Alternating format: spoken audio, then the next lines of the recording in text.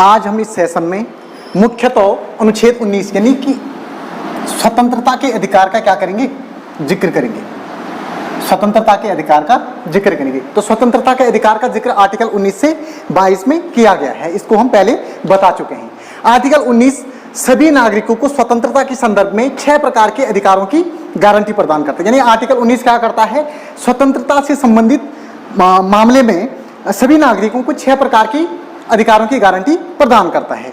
But यदि अगर हम बात करें तो यदि आर्टिकल 19 के तहत बात करें तो मूलतः 7 प्रकार की स्वतंत्रताओं का जिक्र आर्टिकल 19 के तहत किया जाता था। यानी कि आर्टिकल 19 मूलतः 7 प्रकार की स्वतंत्रता हमें प्रदान करता था। लेकिन 44वें संविधान संशोधन के तहत, यानी कि 44वां संविधान संशोधन कब होता है, 1978 में।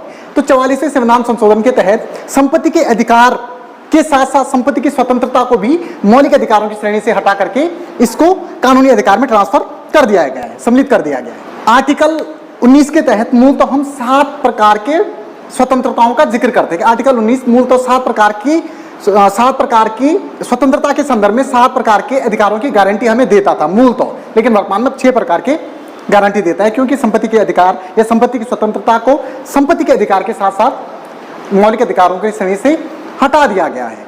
अब हम यहाँ पे बात करते हैं कि वो कौन कौन से अधिकार हैं जिनका जिक्र आर्टिकल 19 में किया गया है, या वो कौन कौन की स्वतंत्रताएं हैं जिनका जिक्र आर्टिकल 19 में किया गया है। तो नंबर 1 पे है वाक एवं अभिव्यक्ति की स्वतंत्रता। क्या है? वाक एवं अभिव्यक्ति की स्वतंत्रता। इसको याद कर लीजिए, वाक एवं अभिव्यक्ति की स्वतंत्रता। नंबर 2 पे है निरायुद्ध शांतिपूर्ण सम्मेलन का अधिकार।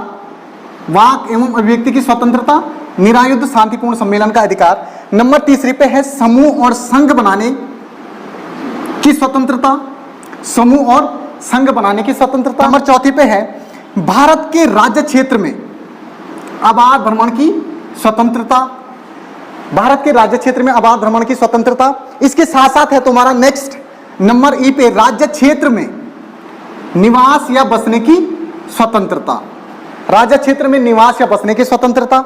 ठीक है, उसके बाद है तुम्हारा संपत्ति के अधिकार को हटा दिया गया है मौलिक अधिकारों की श्रेणी से। संपत्ति के अधिकार के बाद नेक्स्ट जो है वो है वृत्ति। वृत्ति का मतलब होता है रोजगार। वृत्ति यानी रोजगार, व्यापार या व्यवसाय की स्वतंत्रता। अब इसको हम कैसे याद करेंगे? इसको सबसे पहले याद करने के लिए आपने सबसे पहले वाक एवं अभिव्यक्ति की स्वतंत्रता, नंबर 1 पे वाक एवं अभिव्यक्ति की स्वतंत्रता, दूसरे पे निरायुद्ध शांतिपूर्ण सम्मेलन का अधिकार, तीसरे पे समूह या संघ बनाने की स्वतंत्रता, चौथे पे है भारत के राज्य क्षेत्र में आबाद भ्रमण करने की स्वतंत्रता, नंबर 5 पे है राज्य क्षेत्र में, पहले भारत के राज्य क्षेत्र में आबाद भ्रमण करने की स्वतंत्रता है। फिर नेक्स्ट है राज्य क्षेत्र में बसने या निवास करने की स्वतंत्रता, बसने या निवास करने की स्वतंत्रता। उसके बाद लास्ट वाली जो है 6वें नंबर पे जो है वो है वृत्ति यानी रोजगार, व्यापार या व्यवसाय करने की स्वतंत्रता। तो याद हो गया, इसको हम दोबारा से रिवीजन कर लेते हैं। नंबर 1 पे है वाक एवं अभिव्यक्ति की स्वतंत्रता। वाक का मतलब होता है बोलना, ठीक है। वाक एवं अभिव्यक्ति की स्वतंत्रता, हमारे मन में जो विचार पनप रहे हैं उन विचारों को अभिव्यक्त करने की स्वतंत्रता हमें आर्टिकल 19A के तहत मिलती है। कई बार कई इंटरव्यू में पूछा जा सकता है कि भाई आर्टिकल 19A के तहत क्या है, तो आर्टिकल 19A के तहत क्या है, वाक एवं अभिव्यक्ति की स्वतंत्रता।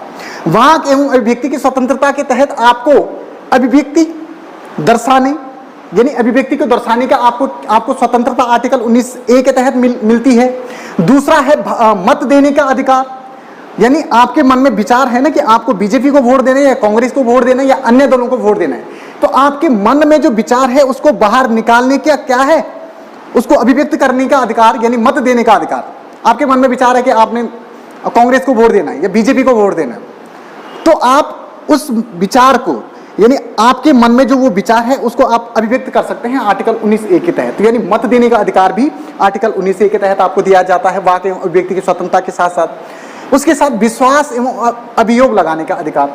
विश्वास का मतलब आप किसी पे ट्रस्ट कर सकते हैं और किसी पे आप संदेह कर सकते हैं कि ये व्यक्ति सही तरीके से काम नहीं कर सकता है, ये आपका अपना विचार है, और इसकी अभिव्यक्ति की स्वतंत्रता आपको आर्टिकल 19A के तहत आपको प्रोवाइड की जाती है। तो एक बार हम दोबारा से इसको थोड़ा सा याद कर लेते हैं, याद करने के बाद फिर इसकी व्याख्या करेंगे। नंबर 1 पे वाक एवं अभिव्यक्ति की स्वतंत्रता, नंबर दूसरे पे निरायुद्ध शांतिपूर्ण सम्मेलन का अधिकार, वाक एवं अभिव्यक्ति की स्वतंत्रता, निरायुद्ध शांतिपूर्ण सम्मेलन का अधिकार। तीसरे पे समूह या संघ बनाने की स्वतंत्रता। चौथे पे, पहले पे वाक एवं अभिव्यक्ति, निरायुद्ध शांतिपूर्ण सम्मेलन, समूह या संघ बनाने की स्वतंत्रता, ये तीनों याद हो गए। उसके बाद नेक्स्ट पे आप आ जाइए, भारत के राज्य क्षेत्र में अबाध भ्रमण करने की स्वतंत्रता। भारत के राज्य क्षेत्र में अबाध भ्रमण करने की स्वतंत्रता। उसके बाद वाला है राज्य क्षेत्र में, पहले वाले में है भारत के राज्य क्षेत्र में अबाध भ्रमण करने की स्वतंत्रता, दूसरे में राज्य क्षेत्र में निवास या बसने की स्वतंत्रता। भारत के राज्य क्षेत्र में अबाध भ्रमण करने की स्वतंत्रता, उसके बाद राज्य क्षेत्र में निवास या बसने की स्वतंत्रता, और लास्ट वाला आपका वृत्ति यानी रोजगार, व्यापार या व्यवसाय करने की स्वतंत्रता। ये याद हो गए। अब नेक्स्ट इसको थोड़ा सा डीपली समझ लेते हैं। वहां के व्यक्ति की स्वतंत्रता को मैं अभी समझा चुका हूं। वहां का मतलब आपके मन में जो विचार आ रहे हैं आप उसको अपनी वाक्पटुता से, वाक्पटुता का मतलब क्या, अपने मुंह से आप बाहर उसको निकाल सकते हैं, उसको बाहर पटल पे रख सकते हैं। और इसको पटल पे रखने की आजादी आपको कौन देता है? आर्टिकल 19A देता है। समझ में आ गया। दूसरा है मत देने का अधिकार, भी इसी के तहत है। आपके मन में विचार आए कि मैं इसको वोट दूंगी, तो इसको वोट देने के को अभिव्यक्त करने की स्वतंत्रता आपको कौन देता है? या किसी भी पार्टी को वोट देने का जो अधिकार है, आपकी वोट देने की जो अभिव्यक्ति है, वोट देने की अभिव्यक्ति का मतलब क्या है? वोट देने की अभिव्यक्ति का मतलब यह है कि हमारे मन में जो विचार पनप रहे हैं, उन विचारों को प्रैक्टिकली बाहर निकालने के लिए हम जो कोशिश करते हैं वो हमारी अभिव्यक्ति है। अभिव्यक्ति लिखित रूप से भी हो सकती है, मौखिक रूप से भी हो सकती है। तो यहां पे आपकी अभिव्यक्ति क्या है? आप ठप्पा लगा रहे हैं, ठीक है, उस पर आप क्या लगा रहे हैं? ठप्पा लगा रहे हैं। जो पार्टी, जिस पार्टी को आप पसंद करते हैं या जिस भी राजनीतिक दल की विचारधारा के अनुसार आपका राजनीतिक व्यवहार है, ठीक है, उस व्यवहार के हिसाब से आप वोट देने के लिए क्या कर रहे हैं? उसकी अभिव्यक्ति कर रहे हैं। अब अभिव्यक्ति, वोट ठप्पा लगाने से आपकी अभिव्यक्ति प्रूफ हो रही है। विश्वास, किसी के प्रति आप विश्वास को क्या कर सकते हैं? जाहिर कर सकते हैं कि मैं आपके प्रति बहुत ट्रस्ट करता हूं या करती हूं। तो ये जो अभिव्यक्ति है विश्वास से संबंधित, ये भी आपको आर्टिकल 19A के तहत प्रोवाइड की जाती है। उसके बाद अभियोग लगाने की स्वतंत्रता। अभियोग लगाने का जिक्र हम राष्ट्रपति के बारे में करते हैं कि राष्ट्रपति को अभियोग से पदच्युत किया जाता है, या फिर उच्चतम न्यायालय के न्यायाधीशों को उनके पद से हटाने की प्रक्रिया यानी अभियोग। अभियोग का मतलब विरोध करना, विरोध करना अभियोग। अगर कोई व्यक्ति किसी से आप संतुष्ट नहीं है तो आप उस पर उसका विरोध कर सकते हैं, दैट इज कॉल्ड मोटे तौर पे अभियोग लगाना, ठीक है। तो इसकी भी स्वतंत्रता आपको आर्टिकल 19A देता है, ठीक है। तो ये तो हुआ आर्टिकल 19A के तहत कि आपको इस प्रकार की स्वतंत्रता मिल रही है, ठीक है। आर्टिकल 19A के तहत उच्चतम न्यायालय ने कई बार आर्टिकल 19A के तहत स्वतंत्रता को कई रूपों में जिक्र किया है, स्वतंत्रता को कई रूप में परिभाषित किया है, ठीक है। मत देने का अधिकार, अगर एग्जाम में आता है कि भाई मत देने का अधिकार कौन से आर्टिकल के तहत दिया जाता है या किस अनुच्छेद के तहत आप वोट देने का अधिकार की योग्यता रखते हो, तो आर्टिकल 19A के तहत। राष्ट्रीय ध्वज फहराने का अधिकार, राष्ट्रीय ध्वज फहराने के अधिकार का मतलब है आपके मन में इस प्रकार के भाव पैदा हो रहे हैं कि मुझे अपने राष्ट्रीय ध्वज को फहराना चाहिए, ठीक है। तो आप उसको क्या कर सकते हैं? फहरा सकते हैं। आपको कोई रोकेगा नहीं, कोई टोकेगा नहीं, क्योंकि आर्टिकल 19 आपको इसकी अभिव्यक्ति प्रदान करता है। फिर उसके बाद फोन टेपिंग के विरुद्ध अधिकार, फोन टेपिंग के विरुद्ध अधिकार। आपकी कोई फोन टेप नहीं कर सकता है, क्योंकि आपका ये क्या है? आपका अपना मसला है, अपनी अभिव्यक्ति है। आप अपनी अभिव्यक्ति को जब दूसरे के साथ शेयर करना चाहोगे तभी आपकी अभिव्यक्ति दूसरे के साथ शेयर की जा सकती है, अदरवाइज बिना आपकी अनुमति के शेयर नहीं की जा सकती है। तो कुल मिलाकर के फोन टेपिंग के विरुद्ध अधिकार इस प्रकार से पूछे जा सकते हैं क्वेश्चन, यहां से आएंगे क्वेश्चन।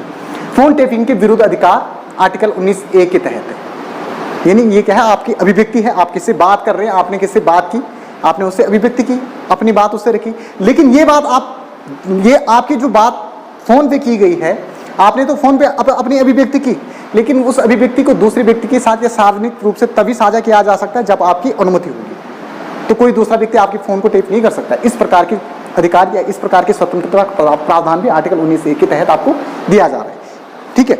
अब ये हो गया हमारा नंबर 1 वाला, वाक व्यक्ति की स्वतंत्रता को हम पूरी तरीके से समझ चुके हैं। दूसरी पे आ जाइए। दूसरी जो स्वतंत्रता है आर्टिकल 19A के तहत, निरायुद्ध शांतिपूर्ण सम्मेलन का अधिकार। निरायुद्ध मतलब बिना शस्त्रों के, निरायुद्ध बिना शस्त्रों के आप किसी भी सम्मेलन को करने के लिए क्या है? पूरी तरीके से स्वतंत्र है, ठीक है। आर्टिकल 19B के तहत बिना हथियारों के संगठित होने का अधिकार आपको आर्टिकल 19B देता है। आप बिना हथियारों के कोई संगठन बना सकते हो। उसके साथ साथ सार्वजनिक बैठकों में आप भाग ले सकते हो। अगर कोई बैठक हो रही है तो उन बैठकों में भाग आप ले सकते हो आर्टिकल 19B के तहत, क्योंकि निरायुध शांतिपूर्ण सम्मेलन का अधिकार, निरायुध शांतिपूर्ण सम्मेलन का अधिकार आप खुद कोई सम्मेलन कर सकते हैं या किसी सम्मेलन में आप भाग ले सकते हैं। इस प्रकार की स्वतंत्रता आपको आर्टिकल 19B क्या करता है, प्रोवाइड करता है। लेकिन इसके साथ साथ आर्टिकल राज्य के द्वारा आर्टिकल 19B पे प्रतिबंध भी लगाए जा सकते हैं। ऐसा नहीं कि आपको बिल्कुल पूरी तरीके से हर मामले में आपको समूह और संघ बनाने का अधिकार मिलेगा ही मिलेगा। आप किसी संगठन को शामिल कर ही सकते हैं। राज्य इस पे कुछ आधारों पे प्रतिबंध लगा सकता है। वो आधार मुख्यतः 2 आधार हैं, भारत की एकता और अखंडता, नंबर 1, भारत की एकता, अखंडता और सार्वजनिक आदेश। यदि भारत की एकता और अखंडता से संबंधित आपका वो सम्मेलन क्षति पहुंचा रहा हो, सरकार को, राज्य को ऐसी आशंका है कि जो ये सम्मेलन चल रहा है ये भारत की एकता और अखंडता को क्या करेगा, धूमिल करने वाला है, तो फिर राज्य क्या करेगा, स्टेट आपके उस संगठन पे प्रतिबंध लगा सकता है। तो प्रतिबंध लगाने की पहली अवस्था क्या है, भारत की एकता और अखंडता या फिर कोई जो सार्वजनिक आदेश सरकार के द्वारा किए गए हैं कि भाई इस क्षेत्र में इस प्रकार का कोई संगठन नहीं चलेगा, कोई आशंकित क्षेत्र है, ठीक है, तो उन आशंकित क्षेत्रों में यदि अगर इस प्रकार का आदेश है तो तब भी आपके संगठन और समूह बनाने, आपके निरायुध शांतिपूर्ण सम्मेलन के अधिकार पर क्या लगाया जा सकता है, प्रतिबंध लगाया जा सकता है। ठीक है, तो भारत की एकता और अखंडता और कोई सार्वजनिक आदेश के आधार पर प्रतिबंध लगाया जा सकता है। नंबर दूसरा है संबंधित क्षेत्र में यातायात नियंत्रण। अगर आपके सम्मेलन और संगठन से कोई यातायात की समस्या पैदा हो रही है तो तब भी आपके इस सम्मेलन और संगठन पे क्या किया जा सकता है, युक्त प्रतिबंध लगाया जा सकता है। तो कुल मिलाकर के राज्य के द्वारा आर्टिकल 19B में मुख्यतः 2 आधारों पर प्रतिबंध लगाया जा सकता है, एकता, राष्ट्रीय भारत की एकता और अखंडता, सार्वजनिक आदेश, और यदि यातायात बाधित हो रहा है तो इन 2 आधारों पे आपके सम्मेलन और संगठन पे क्या लगाया जा सकता है, प्रतिबंध लगाया जा सकता है। यानी आर्टिकल 19B पे प्रतिबंध लगाया जा सकता है। अब हमारा आर्टिकल 19B भी खत्म हो गया। अब आ जाते हैं हम आर्टिकल 19C के तहत। 19C के तहत समूह या संघ बनाने की स्वतंत्रता, समूह या संघ बनाने की स्वतंत्रता। आर्टिकल 19 आपको समूह या संघ बनाने की स्वतंत्रता देता है। किस प्रकार से देता है, आप राजनीतिक दल बना सकते हैं, ये अधिकार आपको है। आप भी राजनीतिक दल गठन कर सकते हैं, आप भी राजनीतिक दल का गठन कर सकते हैं। तो समूह और संघ बनाने के अधिकार के तहत आप राजनीतिक दल जैसी संस्थाएं गठन कर सकते हैं। उसके साथ साथ कंपनी, साझा फर्म, समितियां, क्लब, संगठन बनाने का अधिकार भी आपको आर्टिकल 19C के तहत मिलता है। यानी आप कोई क्लब बना सकते हैं, कोई आप क्या कर सकते हैं, संगठन बना सकते हैं, आप कोई राजनीतिक दल बना सकते हैं, या फिर आप कोई कंपनी या साझा फर्म, इस टाइप की संस्थाओं का निर्माण आप कर सकते हैं। और इसकी इजाजत आपको कौन देता है, आर्टिकल 19C के तहत आपको ये इजाजत देता है। लेकिन क्या सभी अवस्थाओं में ये आपको ये स्वतंत्रता आपकी बनी रहेगी, नहीं। कुछ आधारों पर राज्य इस पर भी प्रतिबंध लगा सकता है। वो कौन से आधार हैं उसको देख लेते हैं। राज्य द्वारा युक्त प्रतिबंध लगाने के जो आर्टिकल 19C के आधार हैं समूह या संघ बनाने की स्वतंत्रता के, वो मुख्यतः 2 आधार हैं, भारत की एकता और संप्रभुता है। ऊपर वाले में एकता और अखंडता का जिक्र था, यहाँ पे एकता और संप्रभुता। संप्रभुता का मतलब अगर कोई राजनीतिक संगठन इस प्रकार से पावरफुल हो जाता है कि वो राष्ट्रीय एकता और अखंडता को चुनौती प्रस्तुत करता है, इतना पावरफुल हो जाता है कि पूरे देश की जो प्रक्रिया है उसको ध्वस्त कर सकता है, तो ऐसी स्थिति में उस संगठन पे क्या किया जा सकता है, प्रतिबंध लगाया जा सकता है। ठीक है, यदि अगर कोई संगठन इतना पावरफुल हो जाता है। नंबर दूसरा, भारत की एकता और अखंडता के लिए यदि अगर कोई संगठन क्षेत्र विशेष के आधार पे लोगों में वर्ग विभाजन कर रहा है तो उस आधार पे भी प्रतिबंध लगाया जा सकता है, और संप्रभुता को बनाए रखने पे भी प्रतिबंध लगाया जा सकता है। नंबर दूसरा है सार्वजनिक आदेश व नैतिकता। समूह या संघ बनाने का जो आपको अधिकार है, जो आपने समूह या संघ बनाया है वो सार्वजनिक आदेश की अवहेलना करता हुआ प्रतीत होता है, तो ऐसी स्थिति में उस पर राज्य प्रतिबंध लगा सकता है। या किसी नैतिकता का उल्लंघन करते हुए वो पाया जाता है। नैतिकता का उल्लंघन करने का मतलब यह है कि किसी वर्ग विशेष को ठेस पहुंचा रहा हो, उसके काम इस तरीके से हैं, जो आपने संगठन और समूह बनाया है उसके कृत्य इस प्रकार के हैं, उसके काम इस प्रकार से हैं, वो किसी वर्ग विशेष को क्या कर रहा है, ठेस पहुंचा रहा है, तो ऐसी स्थिति में वो अनैतिकता को प्रदर्शित कर रहा है। तो नैतिकता को बनाए रखने के लिए भी उस पर युक्तिगत प्रतिबंध लगा सकता है, लेकिन कौन लगाएगा? राज्य लगाएगा। ठीक है, ये प्रतिबंध लगाने का अधिकार राज्य को ही होगा। उसके बाद नेक्स्ट है डी के तहत भारत के राज्य क्षेत्र में अबाध भ्रमण करने की स्वतंत्रता। भारत के राज्य क्षेत्र में अबाध भ्रमण करने की स्वतंत्रता का अधिकार आर्टिकल 19D के तहत आपको दिया जाता है। प्रत्येक नागरिक को देश के किसी भी हिस्से में संचरण का अधिकार प्रदान करता है आर्टिकल 19D।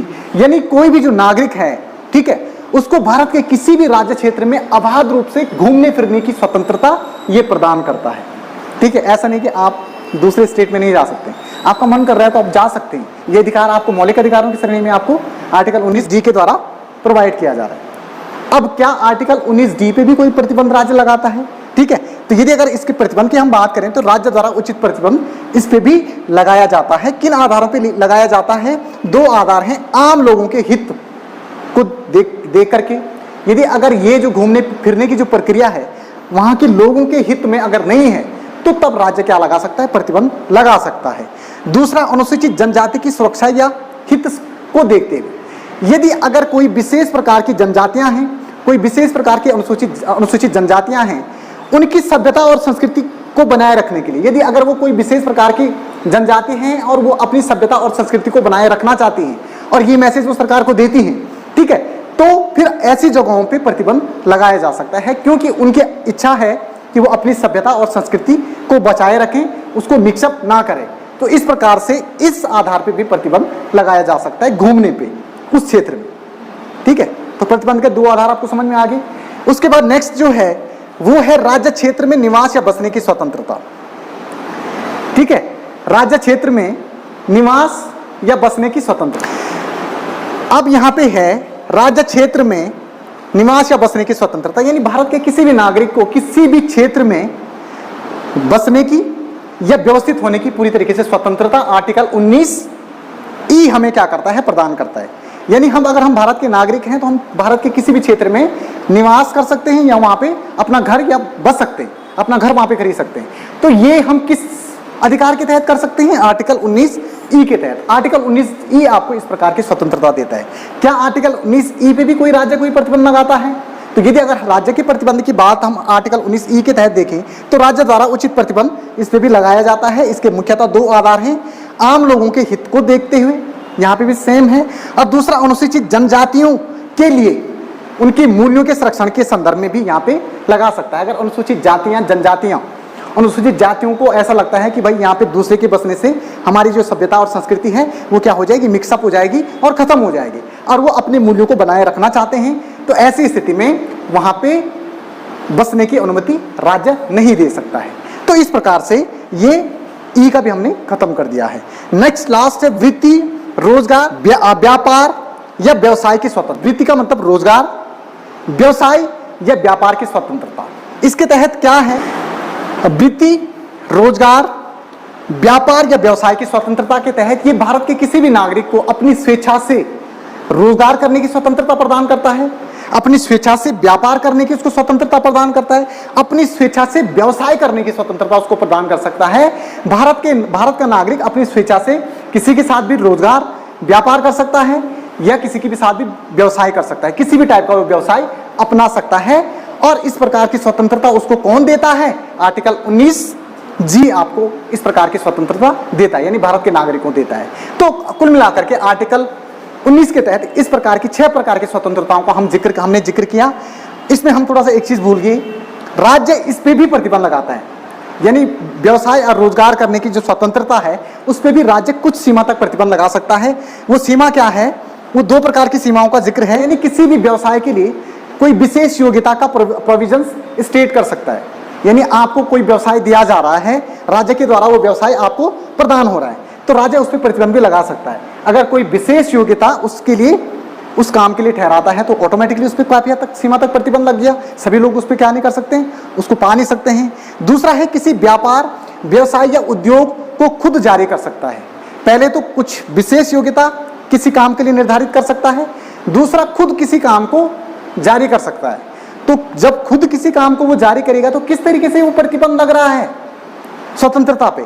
अगर आप लोग हैं, आपने स्वेच्छा से कोई व्यापार ठहराया है और राज्य भी उस कंपनी को, आपने कोई फर्म या कोई कंपनी खड़ी की है किसी पर्टिकुलर क्षेत्र में, राज्य भी अगर कोई उसी क्षेत्र में कोई फर्म उसी से संबंधित कोई काम लगाता है या कोई फर्म स्टार्ट करता है, तो उससे आपकी प्रतिस्पर्धा में राज्य भी दखल अंदाजी करेगा ना, उसको कम कर रहा है ना राज्य।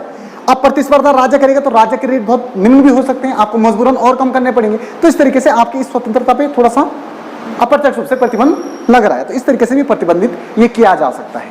तो इस तरीके से हमारे आर्टिकल 19 के तहत जितनी भी स्वतंत्रताएं थी उन सभी स्वतंत्रताओं को हम जिक्र कर चुके हैं। वहां के व्यक्ति की स्वतंत्रता के तहत हम अपनी मन में जो विचार आ रहे हैं उनकी अभिव्यक्ति कर सकते हैं। दूसरा पे निरायुध शांतिपूर्ण सम्मेलन का अधिकार हमें मिलता है कि भाई हम बिना अस्त्रों के कोई भी सम्मेलन या संगठन बनाने के लिए स्वतंत्र हैं, उस संगठन में किसी भी संगठन में भाग लेने के लिए स्वतंत्र हैं आर्टिकल 19B के तहत। उसके बाद तीसरे पे क्या है, समूह और संघ बनाने की स्वतंत्रता। आप किसी भी समूह और संघ को बना सकते हैं, इसकी स्वतंत्रता आपको आर्टिकल 19C क्या करता है, प्रदान करता है। उसके बाद भारत के किसी भी क्षेत्र में आप आबाद रूप से क्या कर सकते हैं, घूम फिर सकते हैं, परिभ्रमण कर सकते हैं। उसके बाद नेक्स्ट है राज्य क्षेत्र में निवास और बसने की स्वतंत्रता है। जनजातीय क्षेत्रों में आप नहीं बस सकते हैं, ठीक है, ये आप राज्य प्रतिबंध इस पे लगा सकता है, इस प्रकार की है। उसके बाद आप अपनी मर्जी से अपने व्यवसाय, रोजगार और व्यापार को करने के लिए स्वतंत्र है। आर्टिकल 19G आपको इस प्रकार की स्वतंत्रता प्रदान करता है।